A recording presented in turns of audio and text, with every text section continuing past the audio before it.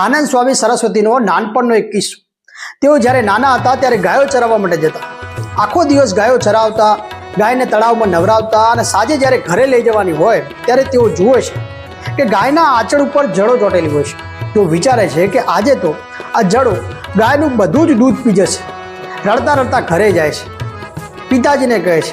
પિતાજી હસવા લાગે છે, ગરમ પાણી કરીને ગાયના આંચળને સાફ કરે છે અને બોઘડું ભરીને દૂધ કાઢે છે અને પિતાજી સમજાવે છે માણસનો સ્વભાવ પણ આવો જ છે।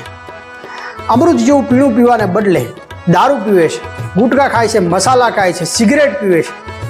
એટલે જ મારા વાલા, જીવનમાં યોગ સાધના, ચિંતન, સંગીત, વેદ અભ્યાસ અને આયુર્વેદ અને તંદુરસ્તીનો અભ્યાસ જેવા ઘણા બધા જીવન ઉપયોગી ક્ષેત્રો છે, પણ આજનો માણસ એ માત્ર દારૂ પીવે છે, વ્યસન કરે છે, ડાન્સ બાર અને હોટલમાં જવાનું જ વધારે પસંદ કરે છે।